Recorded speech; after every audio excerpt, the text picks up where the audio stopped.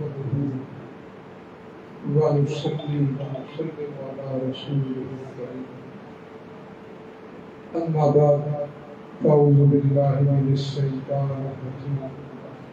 بسم الله الرحمن الرحيم. وإن جنحوا للسلم فاجنح لها وتوكل على الله إنه هو السميع العليم.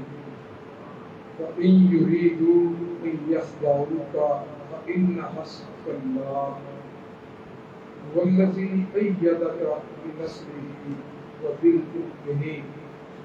وقال الله تعالى قل لا أسألكم عليه أجرا إلا المودة في القربى ومن يقترف حسنة نزد له فيها حسنا إن الله غفور وبلغنا رسوله النبي الكريم إن الله وملائكته يصلون على النبي يا أيها الذين آمنوا صلوا عليه وسلموا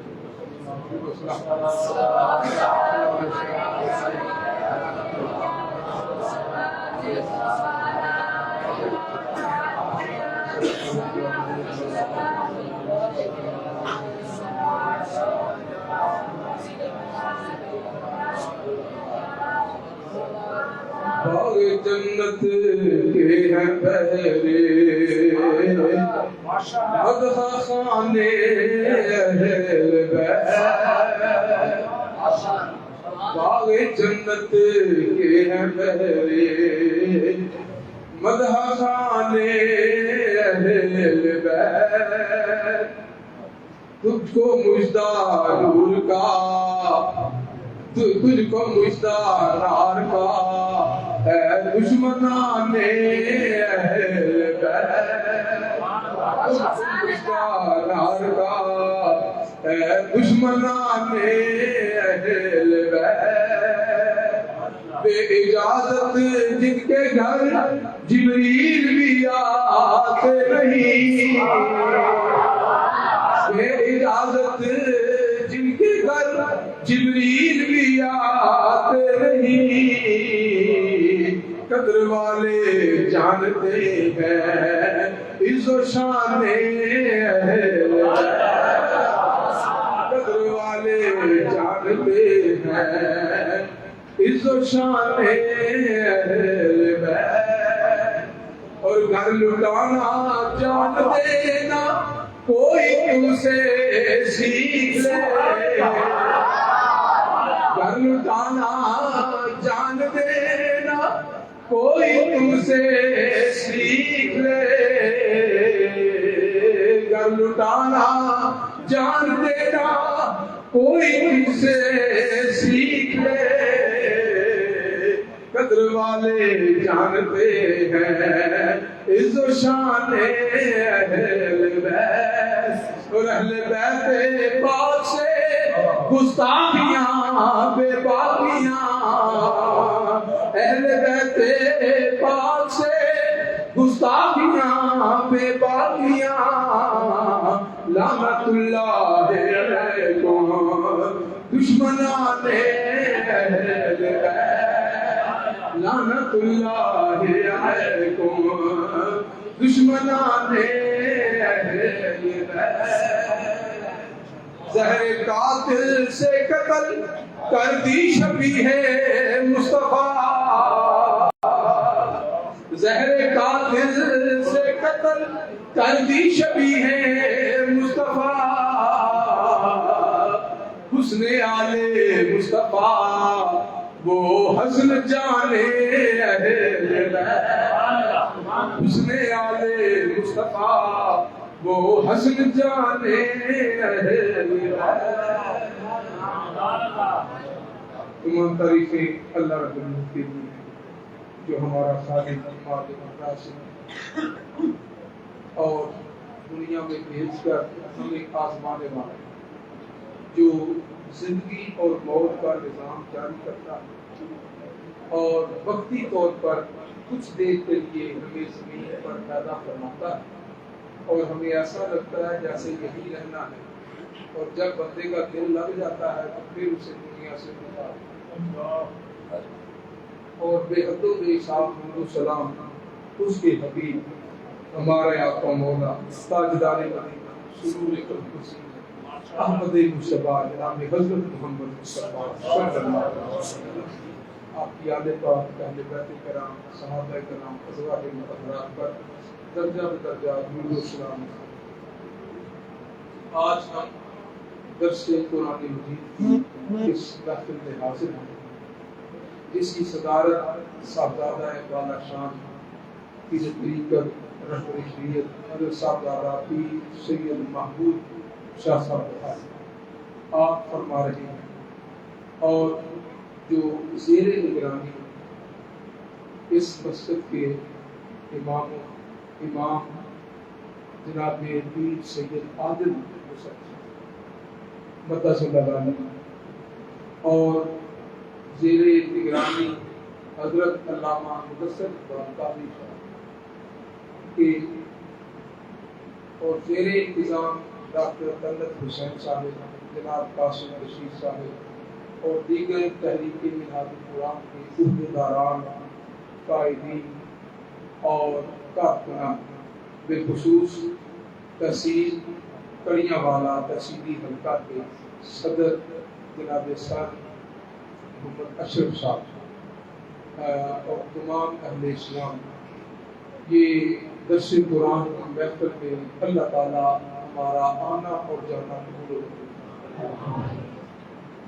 مجھے یہ حکم دیا گیا ہے کہ چونکہ 28 سفر دن پہلے حضرت امام حسن شہزادہ بلبل قبا محبوب مصطفیٰ نور نظر فاطمہ جگر گوشائے علی پیکر صبر و سخا پیکر استقامت پیکر حکمت و تدبر جناب حضرت امام حسن مجتبیٰ علیہ السلام آپ کی شہادت کا دن تھا، تو اس حوالے سے کہا گیا ہے کہ چند معروفات اس حوالے سے میں پیش کروں۔ قرآن مجید میں یہ بار بار آیا مبارکہ پڑھی جاتی ہے۔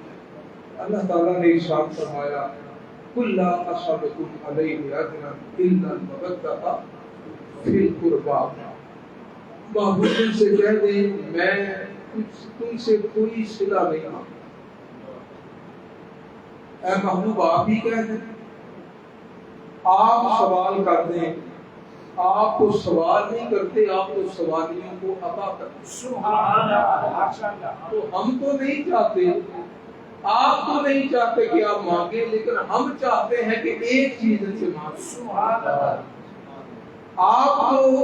آپ کو تو ضرورت نہیں ہے، ان کو آپ کی ضرورت ہے۔ آپ ان کے حامی ہیں، آپ ان کے رہبر ہیں۔ آپ پر ایمان نہ لائیں تو یہ مسلمان ہی نہیں ہو سکتے۔ تو آپ کا در تو میں نے وہ بنایا ہے جہاں سے سارا زمانہ مانگتا ہے۔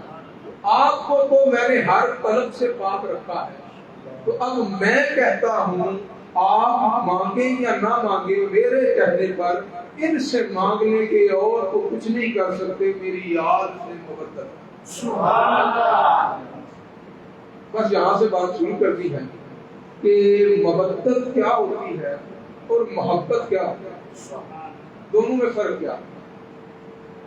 آقا علیہ الصلوۃ والسلام نے اپنے لیے محبت مانگی، اپنے لیے محبت مانگی، اور اپنی آل کے لیے مبدت مانگی۔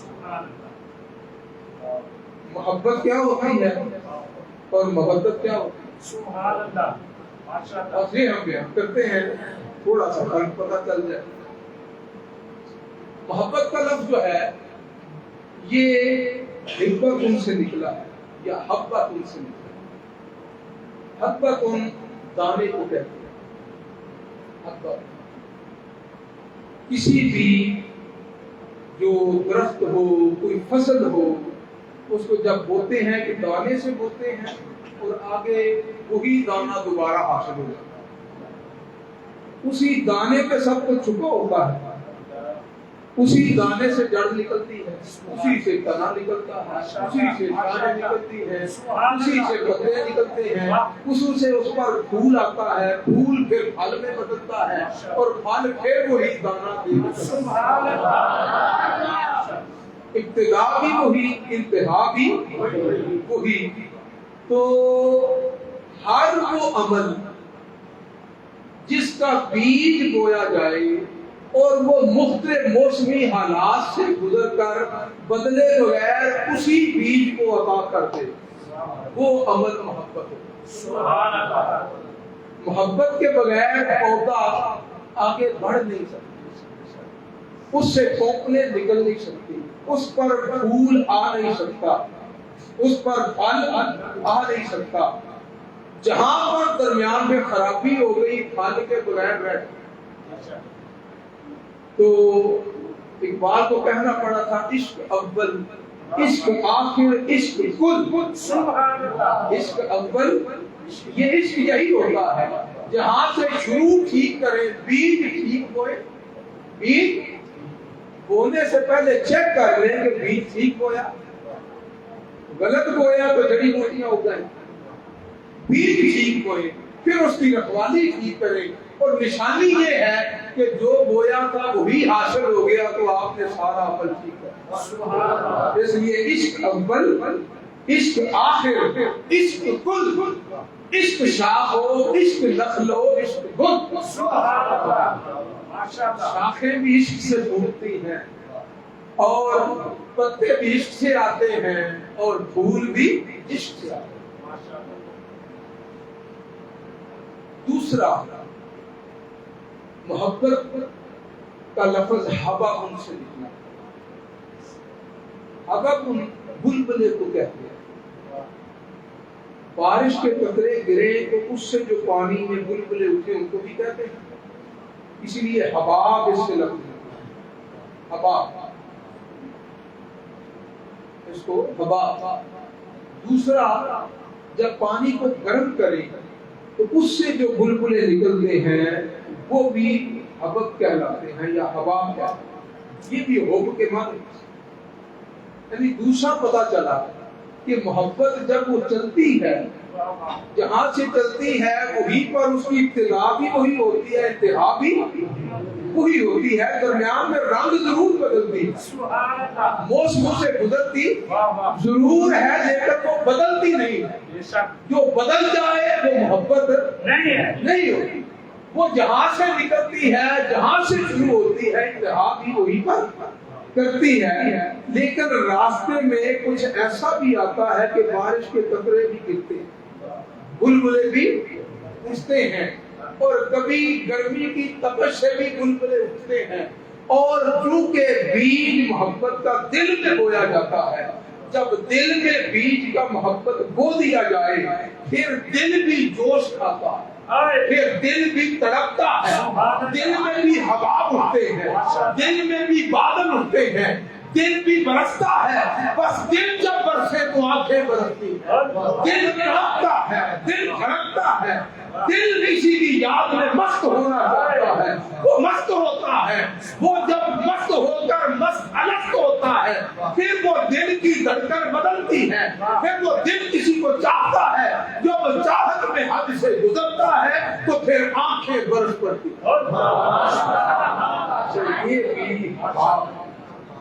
ये भी तीसरा माना, जब ऊंट किसी जगह बैठ जाए, उसको किसी चीज पर बिठा दे, किसी चटाई पर, किसी चमड़े पर, और वो इतनी मजबूती से बैठ जाए कि आप चमड़ा चटाई खींचते रहे, चटाई फट जाए, ऊंट अपनी जगह से उठे, तो इसको भी हमले मोहब्बत है। कि किसी के घर पर ऐसे बैठ जाना, उठाने वाले उठाते भी रहे, गुमराह करने वाले गुमराह करने की कोशिश करते भी रहे, वो अपना सारा जोर लगा दे, वो जिस दर पर बैठ गया कहता है इस दर से मैंने उठना है ही। बहुत تو یہ ہے محبت، یہ ہے سرکار نے مانگا کہ مجھ سے محبت، لا یؤمن احدکم حتی احب الیہ من والدہ وولدہ والناس، تم میں سے کوئی بندہ اس وقت تک مومن کامل نہیں ہو سکتا جب تک میری ذات اسے، فرمایا جب تک میری ذات اسے اپنی اولاد، اپنے والدین اور سارے لوگوں سے بڑھ کر محبوب نہ ہو۔ سبحان اللہ۔ مطلب یہ کہ مجھ سے ہی اس کا آغاز ہو اور میری ذات پر ہی اس کی انتہا، زندگی کی ابتدا بھی میری محبت سے ہو، زندگی کی انتہا بھی میرے عشق میں ہو، راستے میں راستہ بدلے نہ، گمراہ کرنے والے کرتے رہے، اس در سے اٹھاتے رہے وہ اٹھے نہ۔ سلطان صاحب نے کہا تھا نا کہ عاشق کوئی حقیقی جیڑا قتل محبوب دے مننے ہو، یعنی محبوب کہے قتل ہو جا تو وہ کہے سر تیار ہے۔ عاشق کوئی حقیقی، میرا دل کرتا دوسری بات میں پڑھیں، عاشق کوئی حقیقی جیڑا وہ قتل معشوق دے مننے در نہ چھوڑے تے مکھ نہ موڑے، او تیرے سین تلواراں کھنے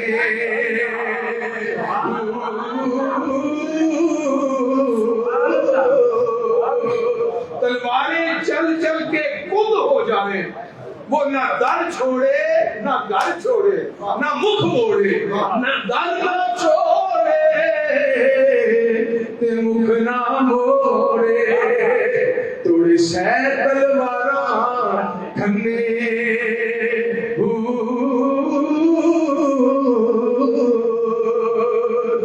جس ول ویکھے راز ماہی دے کہ او سہی بنے، تے سچا عشق حسین ابن علی دا، سچا عشق حسین ابن علی دا، سر دتے راز نہ بنے۔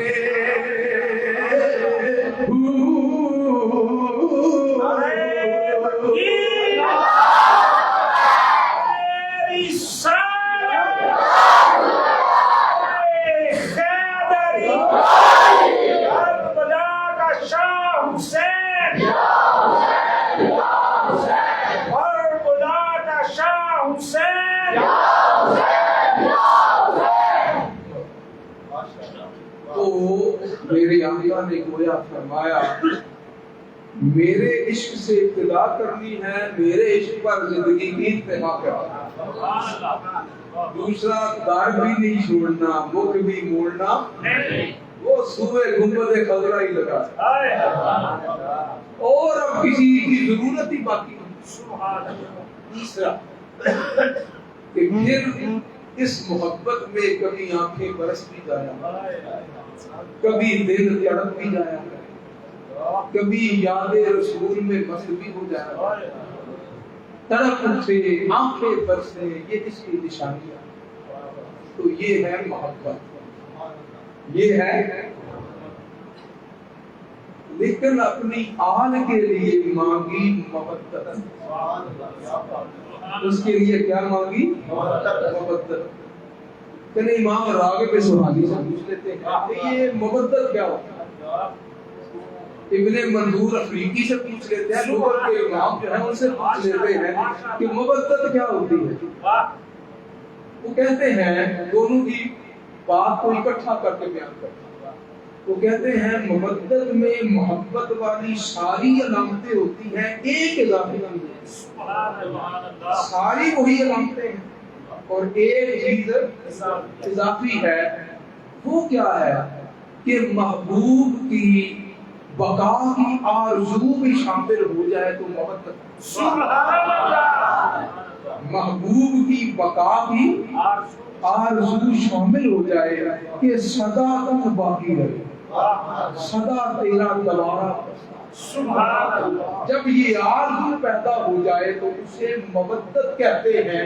جب بندہ آگے بڑھ کر دفاع کرنے لگے، جب محبوب کا دفاع کرنے لگ جائے، جب اس پر کوئی انگلی اٹھائے وہ آ کر روک دے، جب کوئی اس کی شان کو گھٹانا چاہے وہ اس کی شان پر پہرا دینے لگ جائے، جب کوئی اس کے مخالف کو بڑھانا چاہے وہ روک کر کہو کیا بات کرتے ہو، ادھر تو دیکھو ادھر دیکھو کی بات بنتی ہے تو کرنے دو۔ جو محبوب کی بقا پر پہرا دے وہ مودت کہلاتا، سبحان اللہ، اسے مودت کہتے ہیں۔ میرے آقا نے فرمایا مجھ سے تو کرنا محبت لیکن میری یار سے کرنا آنکھیں بھی برسے، اس در کو بھی چھوڑنا، ابتدا بھی جیسے میری محبت ہے اس میں ان کی محبت شامل ہے، میرے عشق میں ان کا عشق، ساری زندگی اس در کو بھی چھوڑنا، لیکن میرے دفاع کی تمہیں ضرورت نہیں ہے، میرا دفاع میرا رب کر دے، وَرَفَعْنَا لَكَ ذِكْرَكَ، میرا ذکر میرے رب نے بلند کر دیا ہے۔ تم سے اتنا مانگتا ہوں میری یاد کے خلاف کوئی بھونکنے لگے تو کھڑے تو، کوئی میرے آل جو ہے اس کی شان پر کوئی دبے اٹھانے لگے، انگلی اٹھانے لگے تو تم نے چپ نہیں رہنا، تمہیں پہرا دینا۔ سبحان اللہ، چپ رہنے والے مودت نہیں کرتے، وہ ان کو پتہ ہی نہیں مودت کیا ہے، جو بات ہو اور چپ رہیں اور کہیں ہاں جی وہ بھی صحابی تھے اور باقی بھی صحابی تھے، یہ جب برابری کی بات کر دیں، جب اس طرح چیز کو مکس کرنا چاہیں اور آل پاک کی جو علیحدہ سے اللہ نے شان اللہ کے رسول نے رکھی ہے اسے گہرانا چاہیں تو پھر مودت والا چپ نہیں رہتا، مودت والا چپ نہیں رہتا۔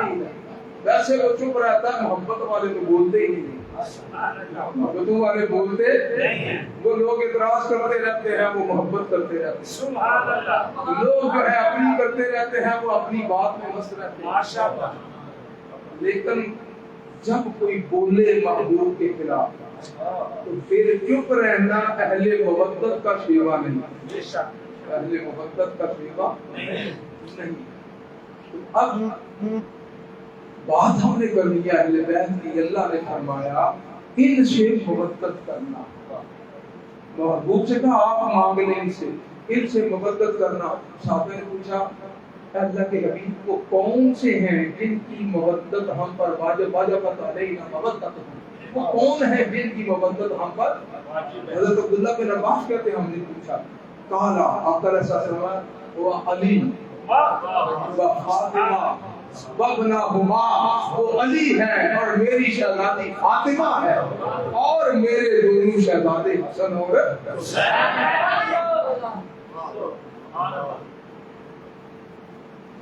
اب ہوا یہ ہے کہ میرے آقا نے کہا اس لیے تھا کہ آپ کی نگاہ محبت دیکھ رہی تھی، نگاہ محبت دیکھ رہی تھی کہ بڑے ظلم کرنے والے بڑے ظلم میری محبت کے دعوے کریں گے، میری آل پر ظلم کے پہاڑ پر، تو پھر اس سے بڑا ظلم وہ کریں گے جو حق کو چھپا دیں، جو بات کو ان کی شان جو اللہ نے دی ہے اس کو کوشش کریں گے کہیں باتوں میں مکس کر دیں اور وہ الگ سی ان کی شان کا پتہ ہی۔ حضرت زید بن ارقم رضی اللہ عنہ فرمایا اول من اسلم علی، سب سے پہلے جس نے کلمہ پڑھا اسلام قبول کیا وہ علی۔ سبحان اللہ، کون ہے؟ حدیث بھی ترمذی کیا سارے سنتا کیا، وہ بھی مسئلہ کوئی نہیں۔ اول من اسلم علی، سب سے پہلے جس نے کلمہ پڑھا وہ علی ہے، علی۔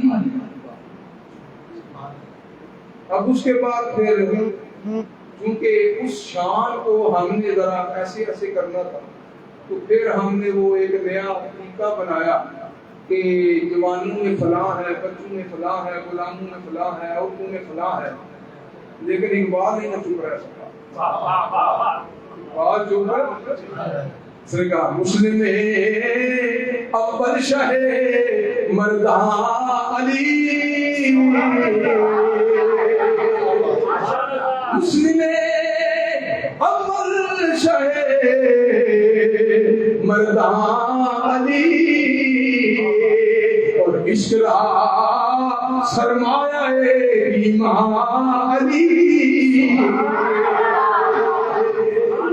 کہتے ہیں پہلا مسلمان وہ علی ہے، اور ایمان عشق کا ایمان کون ہے؟ علی ہے۔ عشق را سرمایہ ہی ولائے دودھ مانم زندہ، کہتا میں بتاؤں دونوں جہاں میں کیوں چمک رہا ہوں ستارے، میں موتی کی طرح کیوں چمک رہا ہوں؟ کہتا ایک ہی بات ہے، میں علی کے گھر والوں کی محبت میں گرفتار ہی ولائے دودھ مانم زندہ، اور در جہاں مثل گوہر کا بندہ، در جہاں مثل گوہر کا بندہ،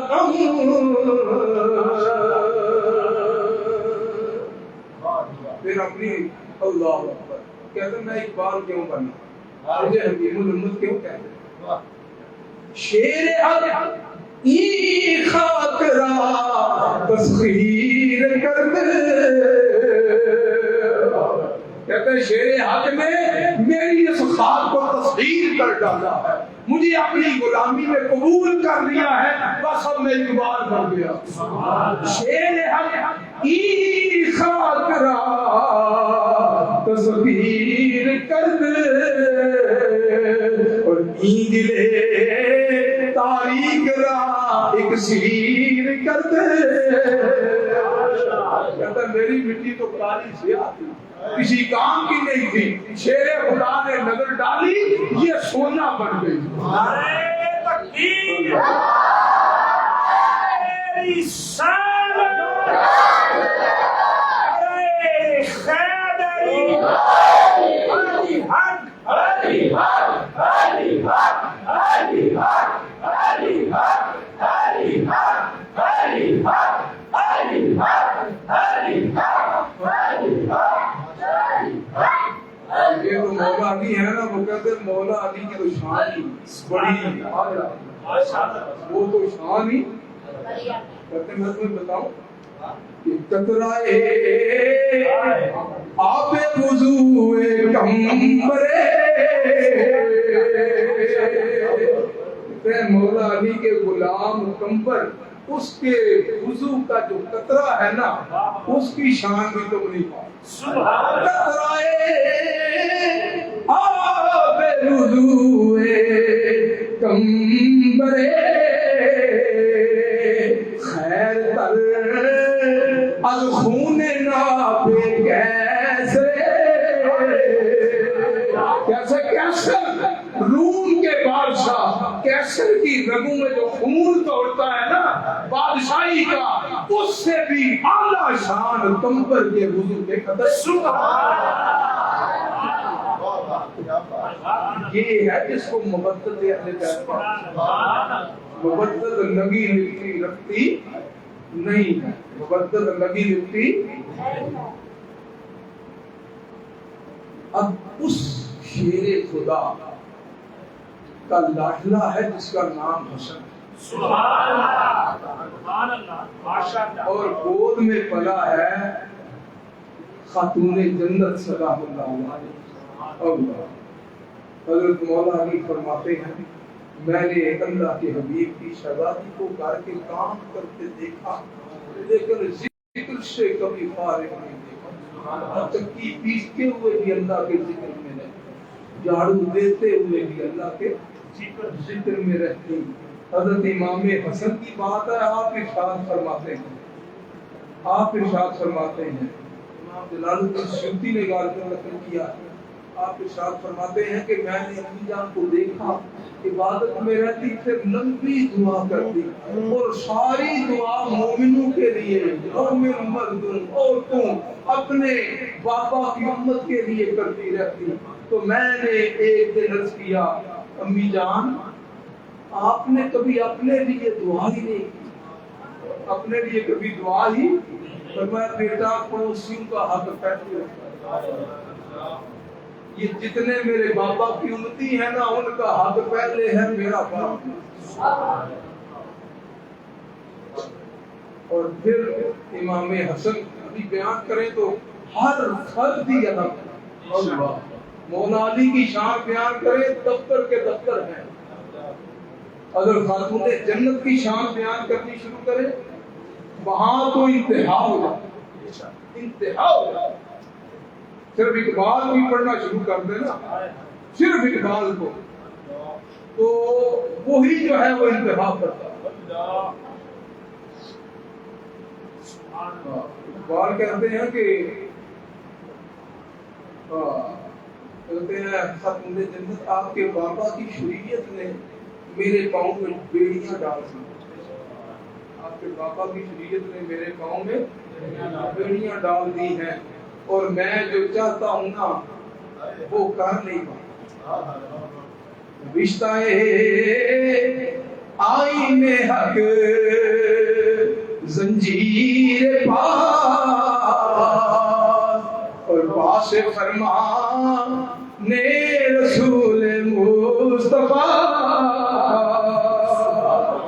کہتے ہیں آپ کی بابا کی شریعت نے میرے پاؤں میں بیڑیاں ڈال دی، ورنہ جندے تربتش گردید میں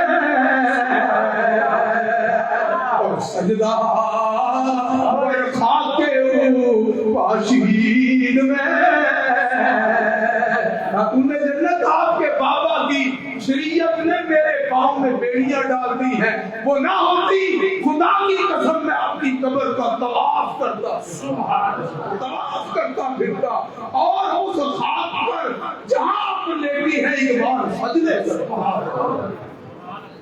کیوں نہ ہوتا حضرت سلطان باہو رحمۃ آپ لکھتے ہیں فرماتے ہیں اب یہ کچھ نا اسرار روحانی ہے۔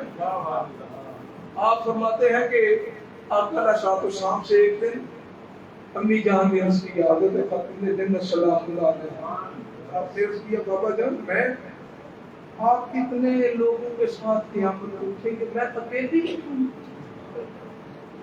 میں اکیلی اٹھوں گی؟ میرے آقا خاموش ہو گئے، فرمایا بیٹی نہیں تو اکیلی نہیں اٹھے گی، ان قریب تمہیں فقر کی دولت عطا کی جائے گی، ردائے فقر دی جائے گی، اور تیرا فیض میری امت کی ساری عورتوں میں جاری ہے، ماشاءاللہ ساری عورتیں تیرا فیض پائیں گی، جو تیرا فیض پائے گی وہ تیرے ساتھ ہوگی۔ میری امت کی عورتوں کے لیے تیرا فیض فقر جاری ہے، مردوں کے لیے میرا فقر ہے، علی کا فقر ہے، لیکن میری بیٹی تیرے لیے تو میری امت کی عورتوں کے لیے فقر کا فیصلہ۔ پھر چند دن بعد آقا علیہ السلام تشریف لائے، ایک ردائے مبارک سبز رنگ کی حضرت خاتون جنت کے سر مبارک پر دی، فرمایا میری بیٹی یہ ردائے فقر ہے، آج سے میں تجھے فقر کا سلطان، تمہیں فقر کی ملکہ بنا، آج سے تو فقر کی ملکہ، تو ملکہ کائنات، اور آج کے بعد تیرا فیض جاری ہے۔ فرمایا بیٹا جب جانے لگو نا دنیا سے تو یہ فیض حسن کو دے گا، یہ فیض میرے فقر کا حسن کو دے گا۔ تو یہ جو مرد مرید مردوں کے ہیں، عورتیں ساری مرید خاتون جنت کی، ایسے ہی خاتون جنت نہیں، عورتوں میں سارا فیض حضرت خاتون جنت کا۔ سلام علیہ، تو اس گھر میں مولا حسن پہلے شہزادہ۔ آپ لوگوں نے حضرت امام حسین پر کی تاریخ میں ظلم بڑا کیا، پر جتنا امام حسن پر کیا ہے کم۔ آپ کی شخصیت کچھ اور تھی، ہمیں پتہ نہیں کیا پڑھا دیا، کیا سنا دیا گیا، کیا آپ کے متعلق بتا دیا گیا۔ آپ شجاعت کا پیکر علی کے گھر میں پڑے۔ ہم تو آپ کو شہزادگی سے اٹھاتے ہیں اور سیدھا پھر جو ہے نا وہ خلافت پر پہنچا دیتے ہیں۔ اور شجاعت کس سے سیکھی تھی؟ آپ تعالیٰ صاحب دنیا سے پردہ فرمایا تو آپ کی عمر مبارک 8 سال تھی، 8 سال۔ تو اب باقی کس نے تربیت کی؟ مولا علی پاک 8.5 سال کے تک حضرت عبداللہ جنت بھی آگے روانہ ہو بابا جان کے پاس، تو پھر ساری تربیت مولا علی کی خود۔ جنگ کرنا آپ نے سکھایا، شجاعت آپ نے سکھائی، علم آپ نے سکھایا، استقامت آپ نے سکھائی، حوصلہ آپ نے سکھایا، تدبر آپ نے سکھایا، خطاب آپ نے سکھایا، حکمت آپ نے سکھایا، اور پھر سلطان فقر کا تاج آپ کو عطا، سلطان الفقر کا تاج آپ کو عطا۔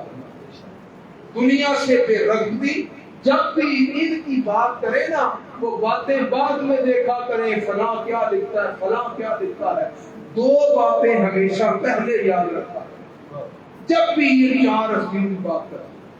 ایک آیا تطہیر کو، ایک آیا ہے تطہیر کو، اللہ نے فَإِنَّمَا يُرِيدُ اللَّهُ لِيُذْهِبَ عَنكُمُ الرِّجْسَ أَهْلَ الْبَيْتِ وَيُطَهِّرَكُمْ تطہیرا۔ اہل بیت، اللہ نے تمہیں پاک کرنے کا ارادہ کر دیا، اور اللہ جو ارادہ کرتا وہ ہو جاتا، وہ ہو جاتا۔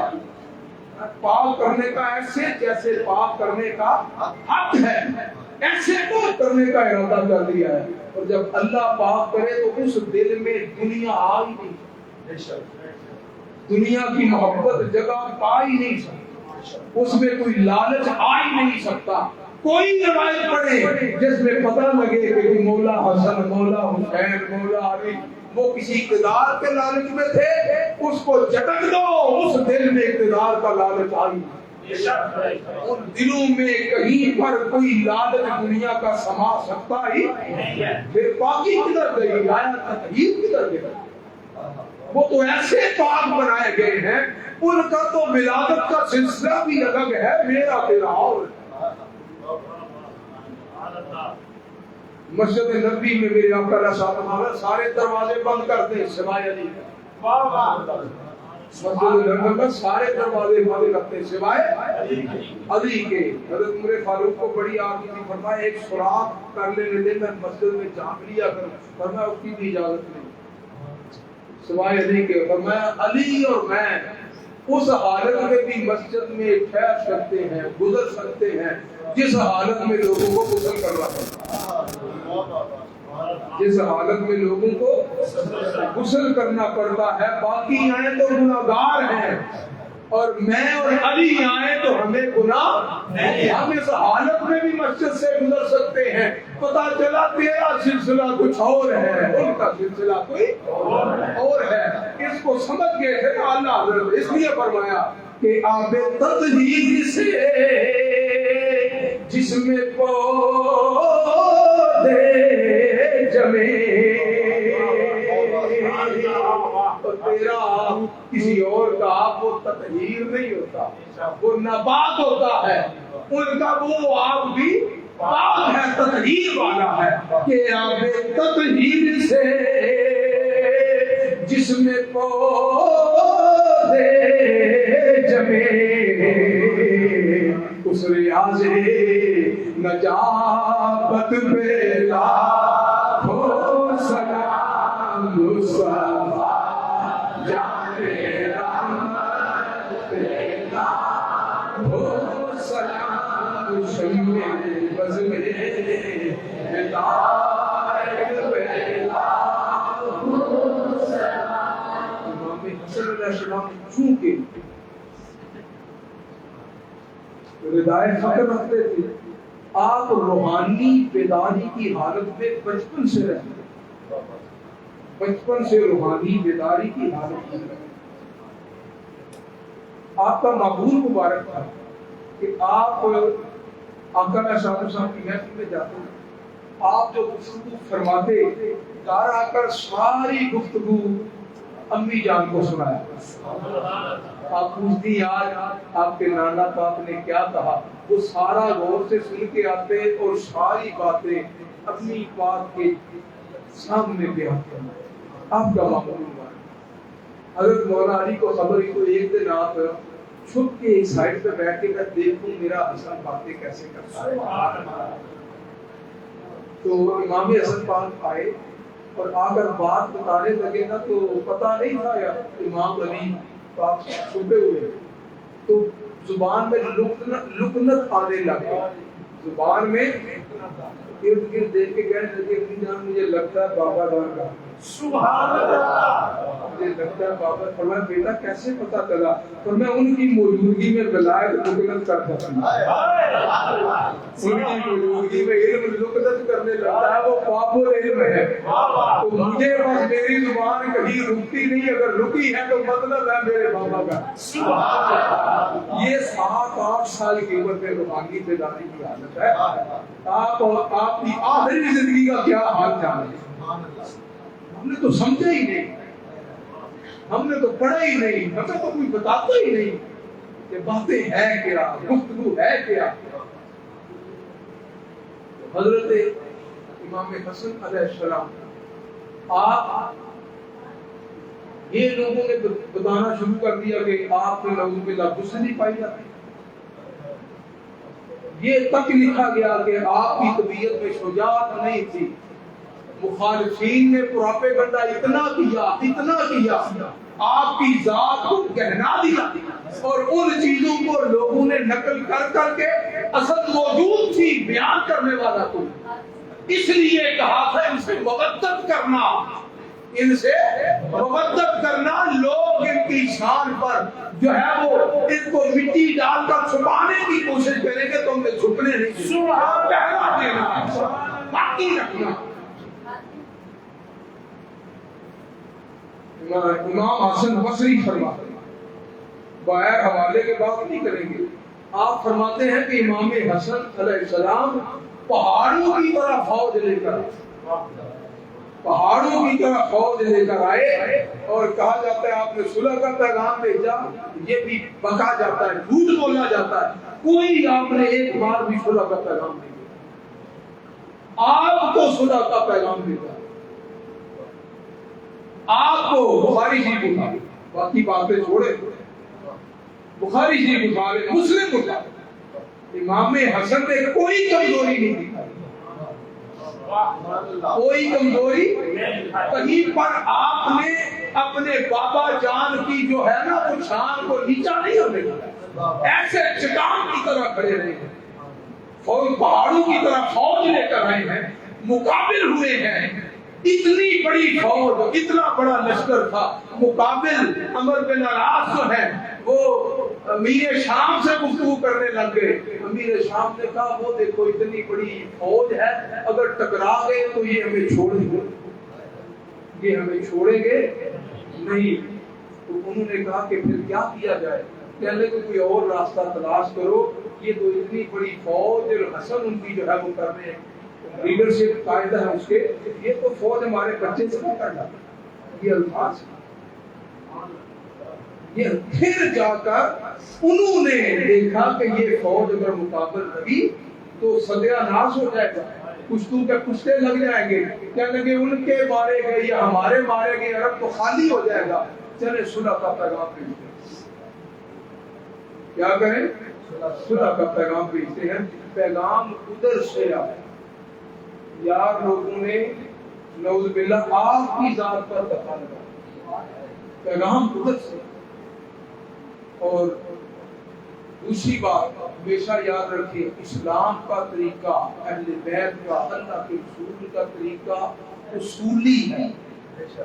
ان کا طریقہ اصولی ہے. ان کو پتہ بھی ہو ان کے خلاف مکر ہو رہا ہے، سازش ہو رہی ہے، دجل ہو رہا ہے، فریب ہو رہا ہے، وہ جواب میں دجل نہیں کر سکتے، فریب نہیں کر سکتے، دھوکہ نہیں کر سکتے، سازشیں نہیں کر سکتے۔ بس یہ مسئلہ، وہ اس لیول پر اتر نہیں سکتے تھے مخالف جس لیول پر اترا۔ مولا علی بھی اسی لیے لوگ کہتے رہے آپ بھی تھوڑی سی سیاست کر لیں، آپ بھی تھوڑا سا اسی طرح جو ہے موڑ توڑ کر بات کریں، ورنہ نہیں، حق جو ہے وہ لا شریک ہے، حق جو ہے وہ جوڑ توڑ نہیں کرتا، حق اپنی جگہ قائم رہتا ہے، حق کا لوگ ساتھ دیں تو حق غالب آ جاتا ہے، لوگ ساتھ نہ دیں تو حق کو کسی کی پرواہ نہیں۔ یہ اصول ہے میرا، اللہ کو اللہ حق غالب کرتا ہے اگر حق کا لوگ ساتھ، عوام حق کا ساتھ دے تو اللہ غالب کرتا ہے، اور عوام حق کا ساتھ نہ دے تو اللہ عوام کو ذلیل کر دیتا ہے، عذاب در عذاب اور عذاب کے شکنجوں میں گرفتار کر دیتا ہے، پھر بیٹھ کر روتے ہیں آئے ہائے مہنگائی مار گئی، آئے بجلی کے بل مار گئے، آئے گیس کے بل مار گئے، آئے آٹا نہیں ملتا، پھر یہ سارا کچھ ہوتا ہے اور قوم کے دل میں بزدلی ڈال دی جاتی ہے کہ لوگوں تمہارے سامنے حق موجود تھا، حق کے نام لیوا موجود تھے، حق کی بات کرنے والے موجود تھے، تم یہ سمجھتے رہے یہ کمزور لوگ ہیں، ان کا ساتھ کیا دینا ہے، ہم ساتھ دیں گے ان لوگوں کا۔ یہ ہم نے صرف تاریخ پڑھنی نہیں ہے، اہل بیت کی صرف تعریفیں نہیں کرنی، سبق بھی سیکھنا ہے کہ ہوا کیا تھا، کیوں یہ معاملہ پیش آیا تھا، امام حسن علیہ السلام کو صلح کیوں کرنی پڑی۔ عوام جب ساتھ دینا چھوڑ دے، عوام جب پہلو تہی کر جائیں، وہ اہل حق کو دھوکہ دے جائیں، نعرے لگانے والے، محبت کی باتیں کرنے والے اندر ہاتھے دوسری جگہ جا کر باتیں کرنے لگ جائیں، ادھر مل جائیں، وہ پیسے کے طلبگار ہو جائیں، وہ پیسے کے پیچھے ووٹ بیچ دیں، پیسے کے پیچھے اپنا جو ہے عزت اور غیر بیچ دیں، تو پھر ایسی قوم کو پھر اللہ حسن پاک جیسے لیڈر نہیں دیتا، ایسی قوم کو مولا علی جیسے لیڈر نہیں دیتا، ایسی قوم کو پھر اللہ کوئی غیرت مند لیڈر نہیں دیتا۔ پھر قوم روتی ہے کہ ہم پر بغیرت مسلط ہو گئے ہیں، ہم پر چور اور ڈاکو مسلط ہو گئے ہیں، مسلط تو خود کیے ہوتے ہیں، اس لیے کہ اہل حق کو کمزور سمجھ کر ان کا ساتھ نہیں دیتے، تھانے کچہری کے معاملات دیکھتے ہیں، تھانہ کون چھڑائے گا، کچہری کون چھڑائے گا، ہماری گندی نالیاں کون صحیح کروائے گا ایک سال کے لیے، اور پھر اگلے سال گندی بنا کر اسی نالی پر پھر ووٹ کیسے لے گا۔ پھر قوم یہ دیکھتی ہے، اور اہل حق جو ہے وہ لڑ لڑ کر ایک طرف وہ لگے رہتے ہیں، آسمان والے انہیں دیکھتے رہتے ہیں، کہتے ہیں اہل حق پریشان نہیں ہونا، یہ دنیا والے آپ کی بات سنیں یا نہ سنیں، ہم تمہاری سن رہے ہیں، ہم تمہاری سن رہے ہیں، تمہاری جدوجہد کی وجہ سے ہم ان پر بڑا عذاب تباہی کا نازل نہیں کر رہے، لیکن ان کا شکنجہ کستے چلے جا رہے۔ یہ اصول یاد رکھیں، اہل حق سازشیں نہیں کرتے، اہل حق دھوکہ نہیں کرتے، فریب نہیں کرتے، وہ سیدھی بات کرتے رہتے ہیں، سمجھاتے رہتے ہیں، اور اللہ کو کوئی پرواہ نہیں قوم ساتھ دے یا نہ دے، اللہ کسی کے لیے مجبور ہونے والا نہیں، نہ دے اس کو کوئی پرواہ نہیں۔ اور یہ بھی ذہن سے نکال دے کر اہل بیت کی بات کرنی ہے کہ نمازیں پڑھنا جو ہے اس سے حق غالب نہیں آتا، روزے رکھنے سے حق غالب نہیں آتا، حج اور زکات دینے سے حق غالب نہیں آتا۔ اس دور والے سارے نمازی تھے، سارے زکات دینے والے، سارے حاجی، تسبیحاں پھیرنے والے، آپ تو میں اور آپ ہیں، کوئی بھی نماز پڑھ لی کبھی نہ پڑھی ہوگی، کبھی خدا بھی نہیں ہوتی، وہ ادھر بھی نمازی تھے ادھر بھی نمازی تھے، وہ بھی اذان دیتے تھے یہ بھی اذان دیتے تھے، ادھر بھی جماعت ہوتی تھی ادھر بھی جماعت ہوتی تھی، فرق کیا تھا؟ وہ نمازیں پڑھ کر بھی سازشیوں کے ساتھ تھے، ادھر تھوڑے تھے لیکن نماز بھی پڑھتے تھے اہل حق کے ساتھ۔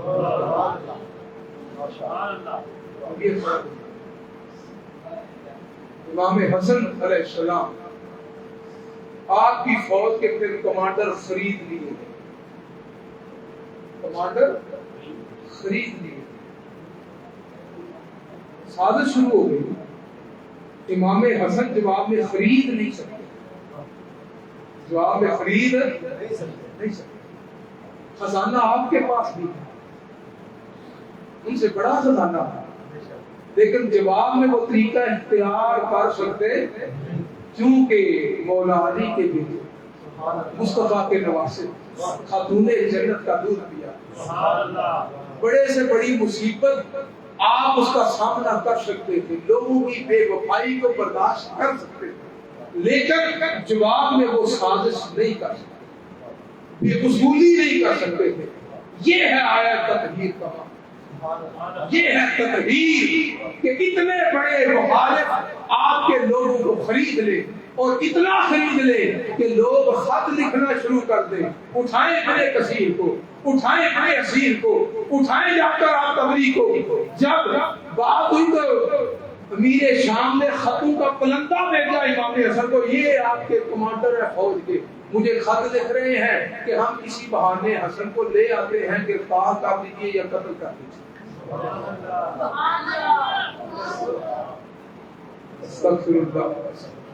یہ معاملہ تو امام حسن کے پاس خزانہ ہے, لیکن آپ وہ عمل کر سکتے نہیں.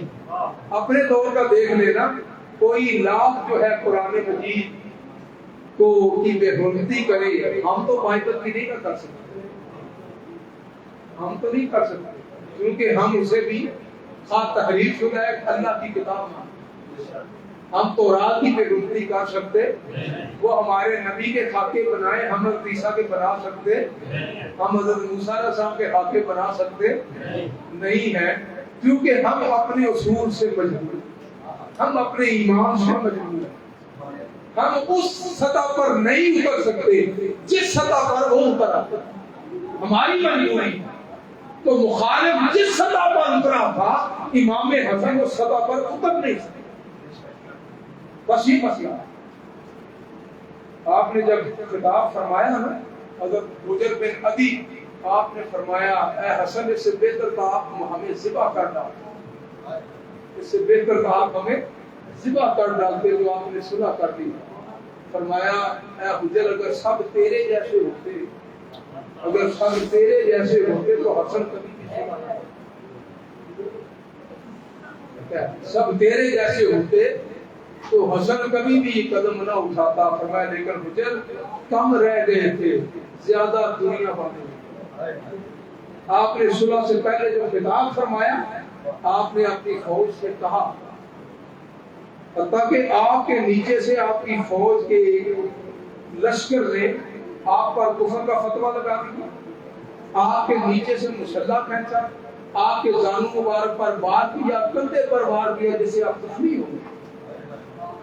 اپنی فوج کہ یہ دور بھی آتے ہیں, یہ دور بھی آتے ہیں, لوگ اپنے ہی جو ہیں جن پہ تقیہ تھا وہی پتے ہوا دینے لگے. تو امام حسن نے فرمایا اپنی فوج سے, آپ نے فرمایا تم میں اخلاص باقی نہیں رہا. اب میں وجہ بتاتا ہوں, تم میں اخلاص باقی نہیں رہا. اخلاص کیا ہے؟ تم اللہ کے لیے لڑتے. میرے بابا جان لڑتے رہے, تم ان کے ساتھ اللہ کے لیے لڑتے. اللہ نے کہا تھا باغی کے خلاف لڑو اور ان کو واپس اصل راستے پر لے کر آؤ. تو میرے بابا جان لڑتے, تم اخلاص کے ساتھ حق کے لیے لڑ رہے. اب تمہارے اندر میں دیکھتا ہوں تم اخلاص کے لیے نہیں, کچھ وہ ہیں جو نہروان میں اپنے مارے گئے لوگوں کا انتقام لینا چاہتے, حق کے لیے لڑنا نہیں چاہتے. اور میرے بابا وہ ہیں کہ وہ کسی کی چھاتی پر بیٹھے ہوں اور وہ آپ کے چہرے پر تھوک دے, تلوار نکالی ہوئی ہو تو تب اٹھ کر چھلانگ لگا کر دور ہو جاتے ہیں کہ اب اگر قتل کیا تو اپنے غصے پہ کروں گا, اللہ کے لیے قتل نہیں. ہم اللہ کے لیے لڑنے والے ہیں, انتقام کے لیے لڑنے والے. تم انتقام میں ہو, تم بدلہ لینا چاہتے ہو. جب تم اپنا بدلہ لینے پہ آگے تو یہ سیاست ہو گئی, یہ اللہ کا کام, یہ اللہ کا کام نہ رہا. کچھ تم اپنے انتقام کے لیے لڑتے ہو, کچھ جو ہو وہ بک گئے ہو.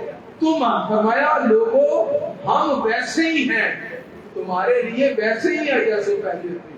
فرمایا نہ، آپ کا خطاب پڑھے کبھی، فرمایا نہ مجھے یہ شک ہے کہ میں غلط راستے پر ہوں، نہ میرے بابا علی غلط راستے پر تھے، میرے بابا علی بھی حق کے راستے پر تھے، میں بھی حق کے راستے پر ہوں، مجھے کوئی شبہ نہیں کہ ہم حق پر ہیں، لیکن تم وہ نہیں رہے، ہم وہ کے ہو بدل تم گئے، بدل تم گئے ہو، ہم نہیں بدلے، تم بدلے۔ لہذا اگر انتقام کے لیے لڑنا ہے اللہ کے لیے نہیں لڑنا، اپنے پرسنل معاملات کے لیے لڑنا ہے اللہ کے لیے نہیں لڑنا، تو حسن ایسی لڑائی نہیں لڑ سکتا۔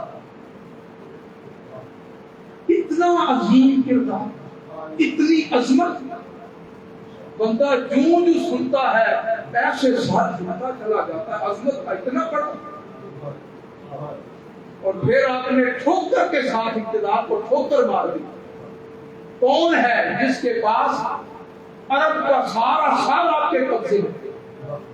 ادھر تو ایک شام تھا، ایک فلسطین تھا، بس سارا حجاز آپ کے ساتھ تھا، سارا یمن آپ کے ساتھ تھا، سارا عراق آپ کے ساتھ تھا، سارا ایران آپ کے ساتھ تھا، کوفہ آپ کے ساتھ تھا، آذربائیجان آپ کے ساتھ تھا، آرمینیا آپ کے ساتھ تھا، یہ سارے علاقے میں آپ کی حکومت تھی، اقتدار آپ کا تھا، بس فوج بدل گئی، لوگ بدل گئے، انتقام میں آ گئے، ذاتیات میں آ گئے، اللہ کی خاطر لڑنا پیچھے چلا گیا، اپنے سیاسی معاملات کی خاطر لڑنے کے اندر طوفان مچنے لگ گئے، انتقام آ گیا، صرف سیاست باقی رہ گئی۔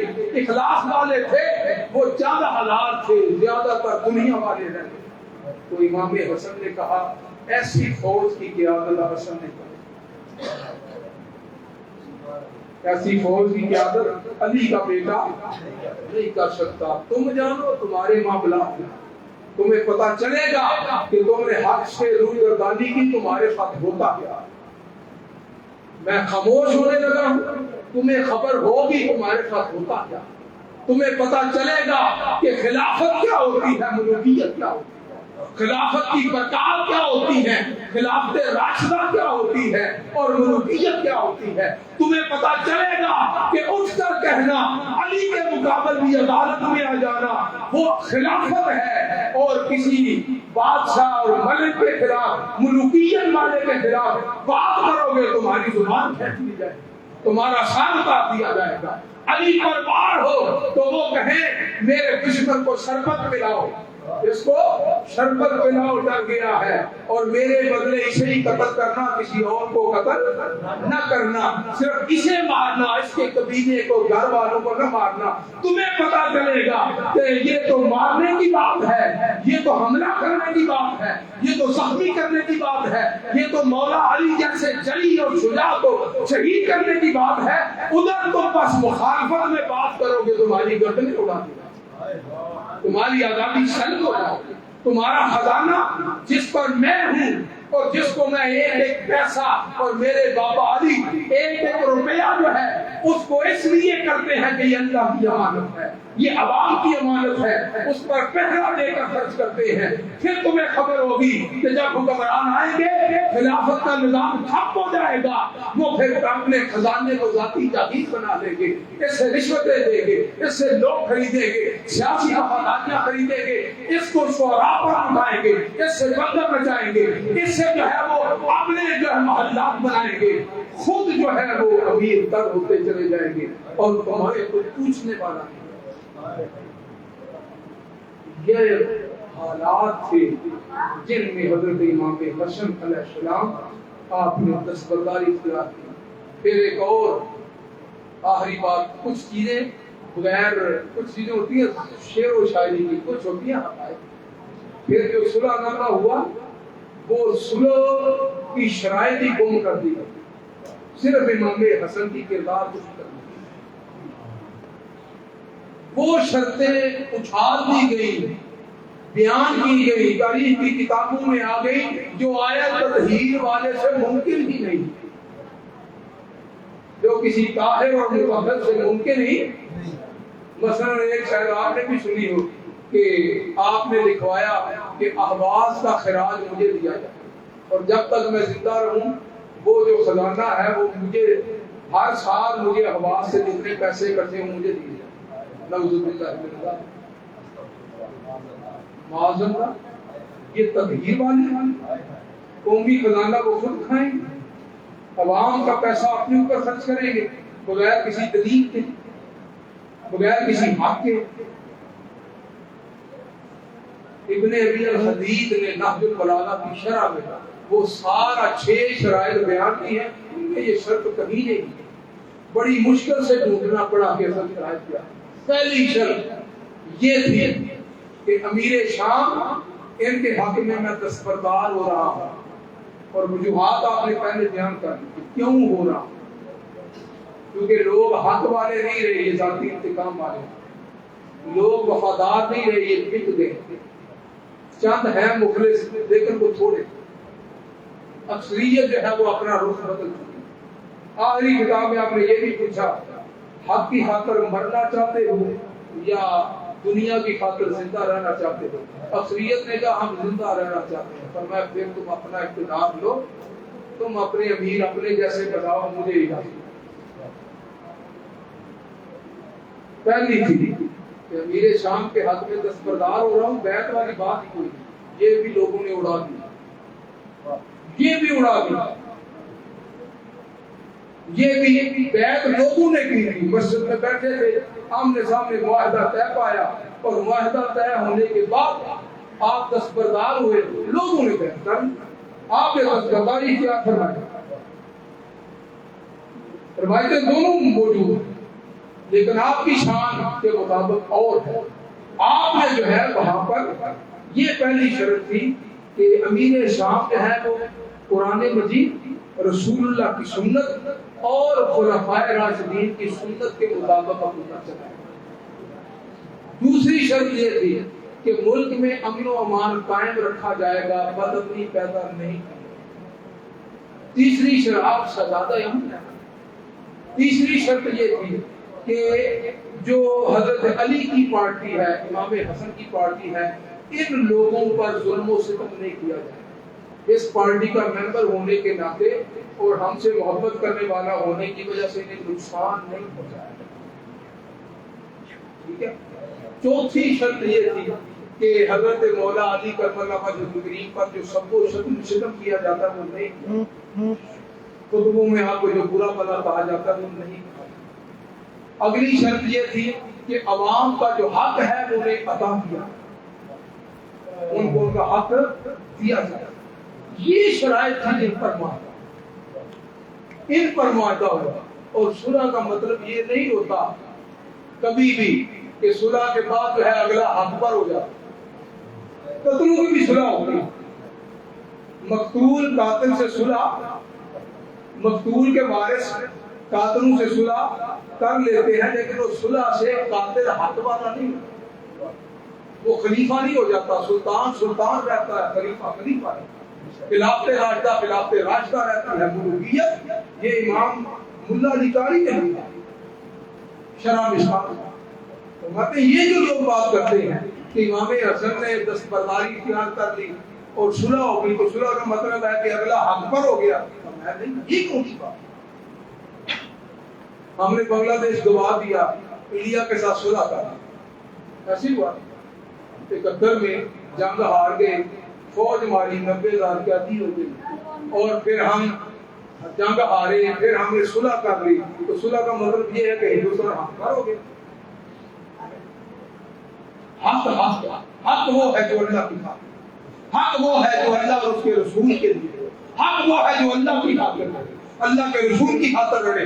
جس میں خزانہ عوام کی میراث ہو، اس پر کوئی ڈاکہ ڈالنے والا ہو، جس میں غریب کو اس کا حق اس کے گھر میں ملے، اس کو کہیں کسی کے سامنے دستے نظر نہ ہونا پڑے، جہاں پر عوام کو ذلیل نہ ہونا پڑے، عوام کے پیسے پر ڈاکہ نہ ڈالا جائے، غریب کی عزت جو ہے وہ محفوظ رہے، غریب کی عزت کو کوئی اچھالنے والا نہ ہو، اس کو کوئی ڈر نہ ہو، اس کو کوئی خوف نہ ہو، اس کو تھانے پجاری کا خوف نہ ہو، اس کو افواج کا خوف نہ ہو، اس کو حکمرانی کا خوف نہ ہو. وہ حق کی بات کرتا بھی ہو، ڈنکے کی چوٹ پر کر سکے، حکمران کے سامنے بھی کر سکے، گلی میں بھی کر سکے، گاؤں میں بھی کر سکے، محلے میں بھی کر سکے۔ جب تو حق کی بات رک جائے تو حق ختم ہو جاتا ہے۔ جب گلی محلے میں کوئی بندہ حق کی بات نہ کر سکے، طاقتور حق کی بات کرنے والے کو دبا دے، اس کا گلا دبا دیا جائے، اسے اٹھا کر جیل میں پھینکا جائے، اسے کوڑے مارے جائیں، اس کو کہا جائے تو ہوتا کون ہے ہمارے خلاف بات کرنے والا، وہ نہ حق کا معاشرہ ہوتا ہے، نہ وہ خلاف راستہ ہوتی ہے، نہ وہ اللہ رسول کا راستہ ہوتا ہے۔ اللہ رسول کا راستہ وہی ہے جس پر مولا علی تھے، وہی ہے جس پر حضرت صدیق اکبر تھے، وہی ہے جس پر حضرت عمر فاروق تھے، وہی ہے جس پر حضرت عثمان غنی تھے، وہی ہے جس پر حضرت امام حسن تھے، وہی ہے جس پر حضرت امام حسین تھے۔ یہ راستہ ہے، یہ حق کا راستہ ہے۔ پھر امام آخری بات ہے، امام حسن مصطفیٰ آپ کو پھر زہر دے دیا۔ 10 سال ملوکیت کے گزرے، پھر آپ کو زہر دے دیا۔ ایک چھٹی شرط یہ تھی کہ امیر شام اپنے بعد کسی کو ولی عہد نہیں بنائیں گے۔ چھٹی شرط یہ تھی، امیر شام اپنے بعد کسی کو ولی عہد، آپ کی آنکھیں دیکھ رہی تھی کہ یہ بھی ہونا ہے، کسی کو ولی عہد نہیں بنائیں گے، مسلمان اپنی آزاد مرضی سے کسی نئے حکمران کا انتخاب کریں۔ چھٹی شرط یہ، تو حضرت امام حسن علیہ السلام کو زہر دے دیا۔ اس نے دیا، آپ نے حضرت امام حسین کو بچانے کے لیے، کسی پریشانی سے بچانے کے لیے آپ نے نام نہیں دیا، پتا تھا کس نے دیا، کس نے دیا۔ امام حسین پوچھتے رہے، فرمایا میرے بھائی نہ پوچھو، نہ پوچھو، یہ رات مجھے ساتھ ہی لے کر چلے جائے۔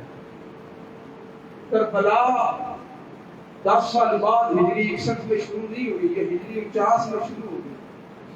جس دن امام حسن نے دنیا سے رحلت فرمائی، اس دن کربلا شروع ہو گئی۔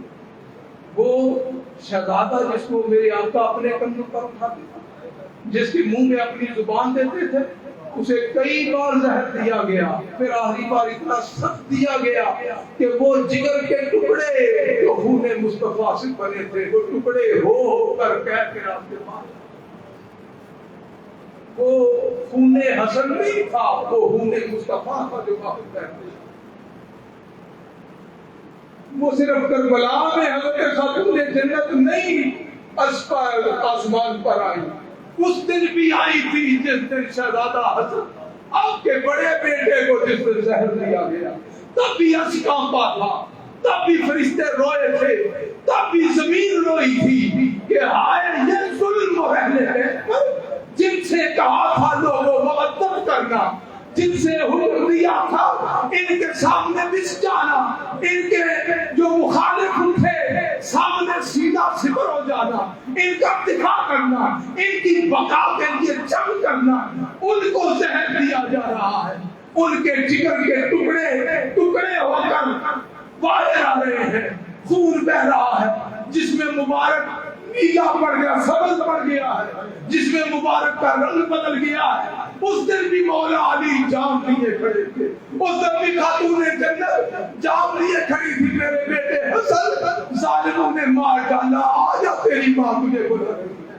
تب بھی نانا جان تب بھی کھڑے تھے، میرے بیٹے میرے شہزادے آجا تیرے آنے کا وقت ہو گیا ہے۔ کربلا تب شروع ہو گئی تھی، اس دن کربلا کی پہلی عید رکھی گئی تھی، اس دن ظلم کا پہاڑ توڑا گیا تھا، جب وہ شہزادہ جسے میرے آقا کندھوں پر بٹھا کر پھرا کرتے تھے، اسے زہر کے ذریعے جو ہے اگلے جہان کو جانے کا بندوبست کر دیا گیا۔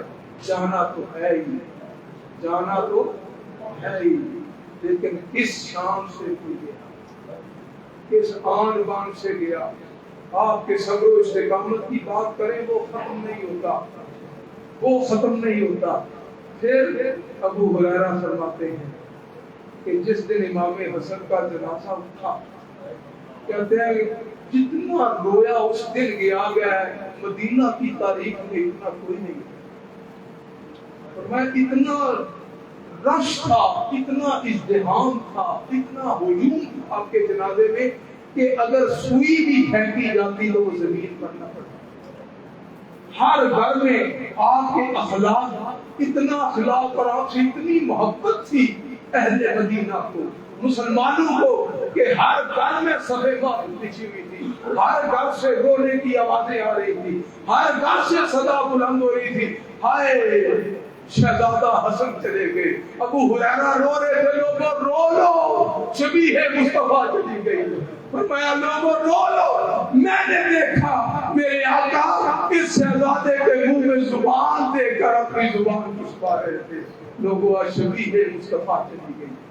تو وہ امام حسن جن کی 28 سفر کو شہادت ہوئی، اور آپ نے کہا کیا کیا ظلم ہے جو بیان کر دیا جائے، جس کو چھوڑا جائے، کہا حضرت امام حسن حسین پاک سے میرے بھائی ذرا حضرت عائشہ صدیقہ کے پاس جانا رضی اللہ تعالیٰ عنہ، ان سے اجازت لے کہ مجھے میرے نانا جان کے ساتھ حجرہ مبارک میں دفن ہونے کی اجازت دے دیں۔ آپ نے اجازت دے دی، پھر فرمایا اپنے بھائی سے میرے بھائی اے حسین جب میں دنیا سے روانہ ہو جاؤں چلا جاؤں تو بعد میں ایک بار پھر اجازت لے لینا، یہ نہ ہو کہ آپ نے ویسی مربت میں اجازت دے دی پھر اجازت لینا، آپ کی وفات کے بعد پھر آپ اجازت لے لیں، پھر جا کر جب اجازت لی فرمایا میں نے دل سے دی تھی، مربت سے نہیں دی تھی، اللہ کے نبی کا شہزادہ ہے، میں نے جگہ اپنے لیے رکھی تھی، جائیں اللہ کے نبی کے شہزادے کو دفن کر دیں۔ پھر جب جنازہ اٹھا تو پھر روکنے والے آ گئے، مروان آ گیا، کہنے لگا میں حسن کو یہاں دفن نہیں کروں۔